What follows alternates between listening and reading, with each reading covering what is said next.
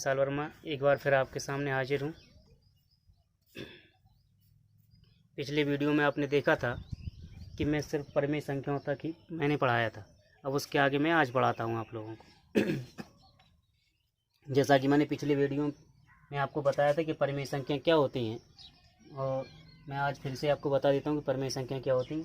वे संख्याएँ जिन्हें हम P/Q के रूप में लिख सकते हैं परिमेय संख्याएँ कहलाती हैं।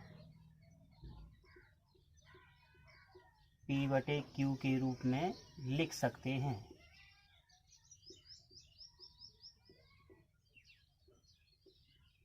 परिमेय संख्या कहलाती हैं। P/Q यानी P और Q जो होंगे आपके, P व Q दोनों पूर्णांक होते हैं।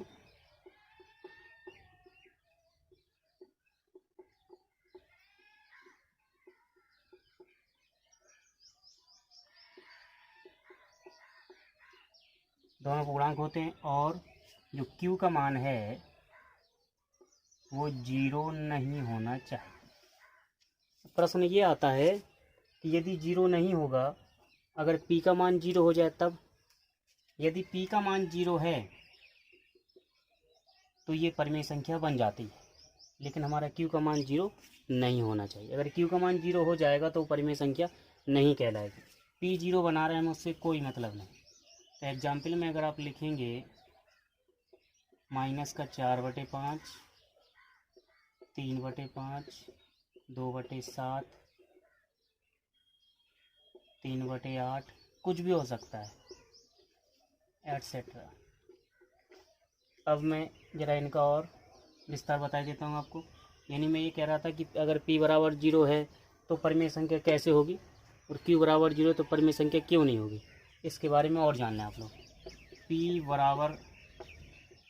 यदि P बराबर 0 है तो परिमेय संख्या कैसे होगी। मैंने लिख दिया कि 0/4। आपने पढ़ा होगा कि 0/4 यानी अगर 4 का भाग किसी भी संख्या में दे दें तो कुछ ना कुछ तो मिलेगा। लेकिन यदि 4 का भाग हम 0 में देंगे तो हमें कितना मिलेगा। यदि हम 4 का भाग 0 में देंगे तो हमें 0 मिल जाता है। यानी 0 को हम कुछ लिख सकते हैं, 0 एक पूर्णांक होता है। लेकिन यदि हमारा Q बराबर 0 है तो क्या होगा। मान लो यही है, Q बराबर 0 का मतलब है कि यदि 4/0, तो 0 का भाग किसी भी संख्या में नहीं जाता है। तो इसलिए इसकी वैल्यू जो है ये, इसको हम लिख सकते हैं अपरिभाषित होता है। ये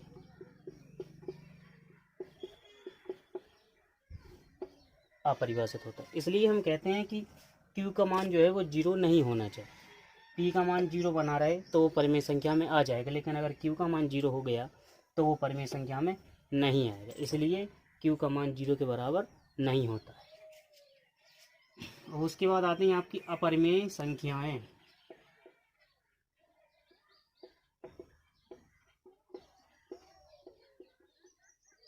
अपरिमेय संख्याओं को आप कहते हैं इर्रेशनल नंबर।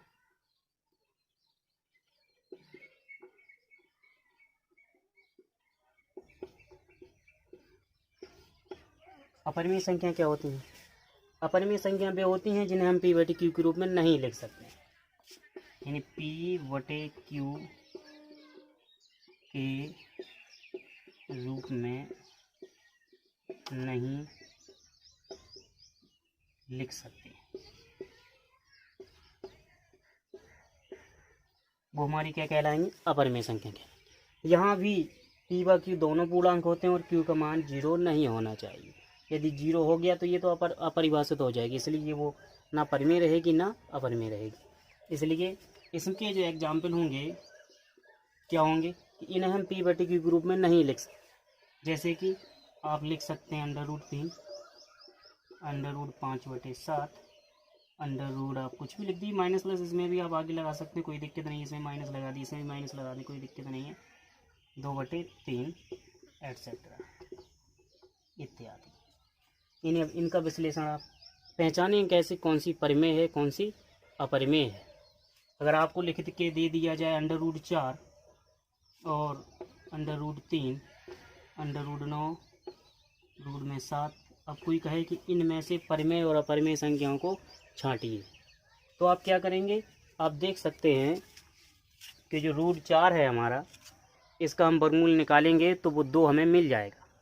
और √3 का अगर वर्गमूल निकाला जाएगा तो कितना आता है? आपको पता है कि √3 की जो वैल्यू होती है वो इतनी होती है। तो कहने का मतलब ये है कि √4 का मान जो होता है वो आपके 2 के बराबर होता है। तो आप क्या कह सकते हैं,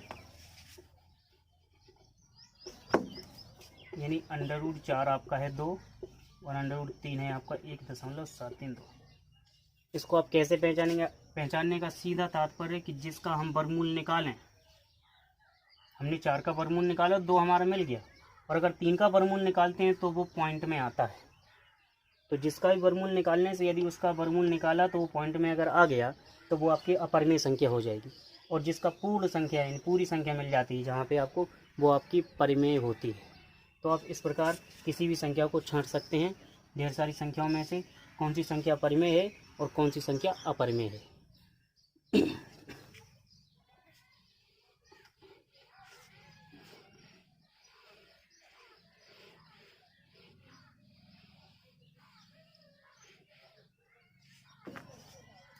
इसके बाद आती हैं वास्तविक संख्याएं।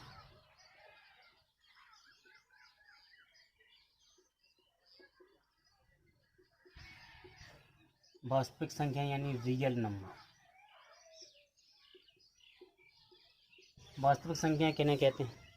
वे संख्याएं जो परिमेय और अपरिमेय संख्याओं को मिलाने से बनती हैं, वो क्या कहलाती हैं? आपकी वास्तविक संख्या कहलाती। यानी परिमेय संख्या भी होनी चाहिए और अपरिमेय संख्या भी होनी चाहिए। परिमेय और अपरिमेय दोनों को मिलाने से बनती है।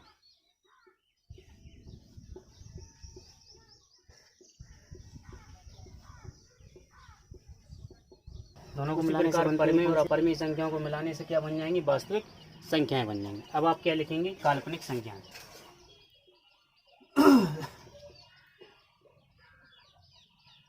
काल्पनिक संख्याएं देखिए,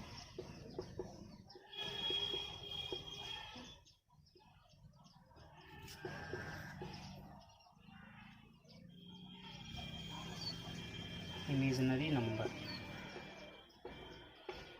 काल्पनिक संख्याएं क्या होती है? वे संख्याएं जो वर्गमूल के चिन्ह के अंदर लिखी होती हैं उन्हें क्या कहते हैं? हम काल्पनिक संख्याएं कहते हैं। और जो वर्गमूल के चिन्ह के अंदर जो संख्याएं लिखी होंगी वे संख्याएं ऋणात्मक होनी चाहिए, यानी माइनस की होनी चाहिए वे संख्याएं। जैसे कि हमने क्या बोला, अभी मैंने ये बोला है कि वर्गमूल के चिन्ह के अंदर लिखी हुई संख्याएं क्या होंगी? आपकी काल्पनिक संख्याओं को। वही संख्याएं कैसी होनी चाहिए? ऋणात्मक होनी। यानी मैं डायरेक्ट लिखे दे रहा हूँ कि वर्गमूल के चिन्ह के अंदर ऋणात्मक संख्याएं लिखी।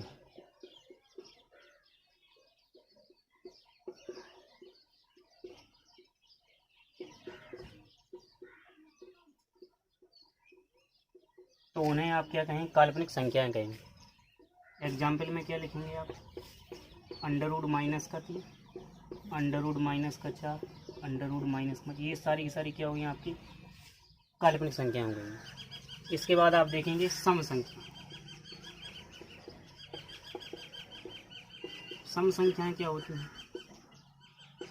वे संख्याएं जो केवल और केवल 2 से विभाजित हो जाती हैं वो आपकी क्या कहलाती हैं? सम संख्या कहलाती हैं। सम संख्याओं को हम अंग्रेजी में कहते हैं इवन नंबर, यानी आपकी केवल 2 से विभाजित संख्याएं।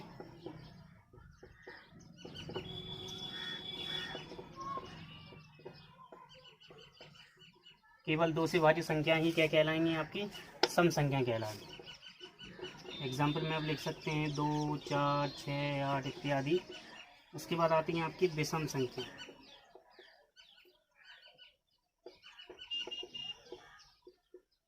विषम संख्याओं को हम कहते हैं ऑड नंबर। विषम संख्याएं क्या होती हैं? वे संख्याएं जो 2 के पहाड़े से यानी 2 की पहाड़ी से ना कटें या विभाजित ही ना हो। 2 की पहाड़ी से यानी 2 से विभाजित ना हो।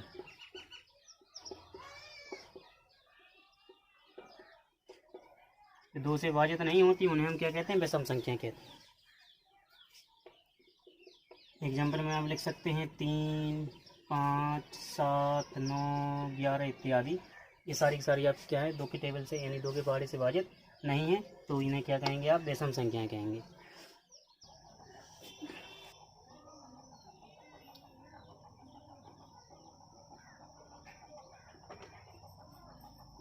भाज्य संख्या, कंपोजिट नंबर।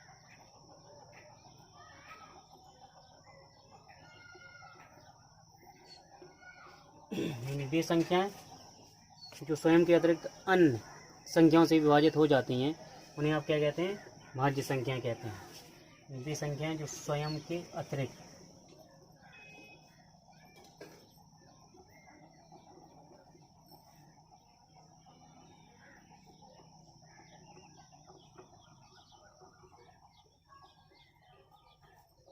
अन्य संख्याओं से भी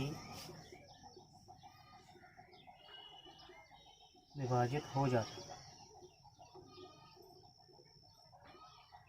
उन्हें आप क्या कहेंगे, भाज्य संख्याएं कहेंगे। जैसे एग्जाम्पल में आप लिखेंगे 4 है, 6 है, आपका 8 हो गया, 9 है इत्यादि, ये सारी की सारी क्या है आपकी भाज्य संख्या। पश्चात आती है आपकी अभाज्य।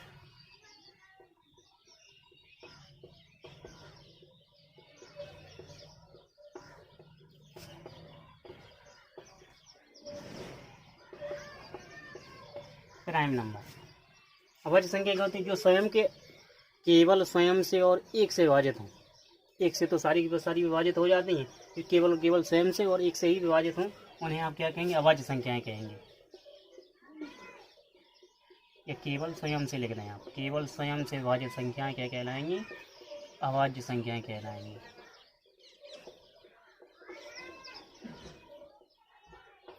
क्या कहलाती हैं, अभाज्य संख्याएं।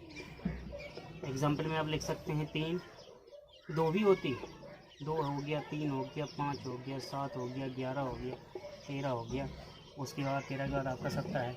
ये सारी आपकी कैसी संख्याएं हो गई, अभाज्य संख्या होगी। अब आपको मैं कुछ पॉइंट बताऊंगा जो कि बहुत ही इम्पोर्टेंट हैं।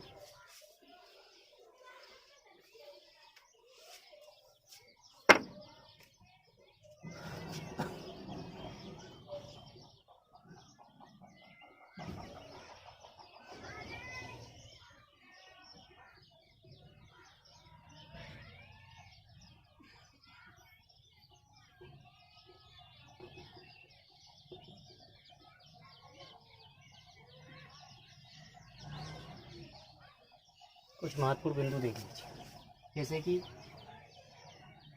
सबसे पहले एक को लेते हैं। एक जो है आपका एक के पहले आप ये देख लीजिए कि अंक कितने होते हैं। अंक केवल हमारे पास होते हैं 10। यदि कोई पूछे आपसे कि अंकों की संख्या कितनी होती है, तो आप बताएंगे अंकों की संख्या केवल 10 होती है। और अंक होते कौन कौन से हैं, तो अंक आपके पास केवल 0, 1, 2, 3, 4, 5, 6, 7, 8, 9, यही आपके अंक। इन अंकों के अलावा और कोई भी अंक नहीं होता है। यही 10 अंक हैं, इनसे आपकी ही संख्याएं बनती हैं। इसके बाद आता है कि अब इन संख्याओं के बारे में जानना है, तो सबसे पहले आप एक देखेंगे। जो एक है आपकी एक कैसी संख्या, ना तो ये भाज्य है और ना ही अभाज्य।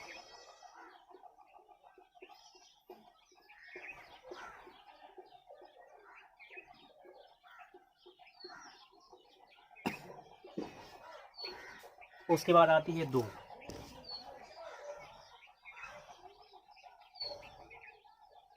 दो कैसी है, 2 आपकी सम अभाज्य संख्या है।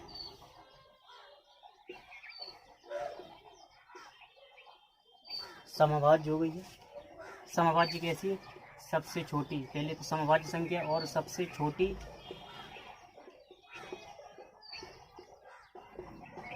सम संख्या है।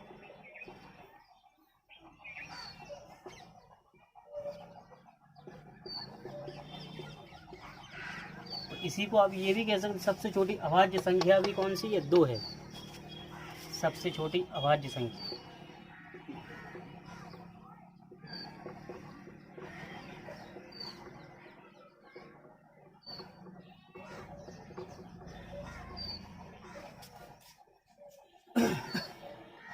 इसके बाद आप 3 के बारे में देंगे। 3 क्या है? ये पहली सबसे छोटी विषम संख्या होगी। सबसे छोटी विषम संख्या।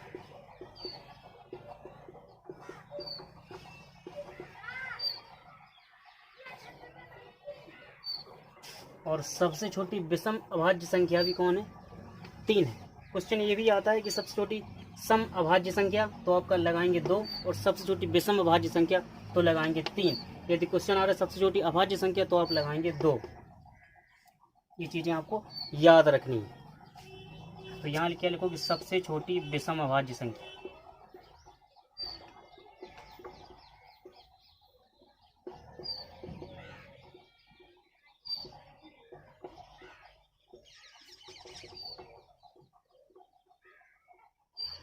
इसके बाद 4,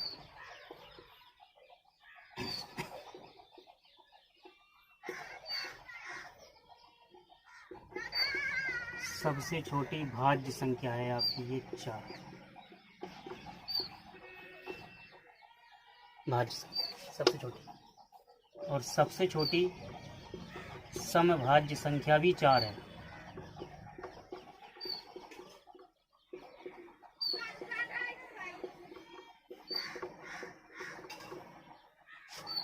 ये आपकी संख्याओं के बारे में पूर्ण जानकारी हो गई है आपके पास।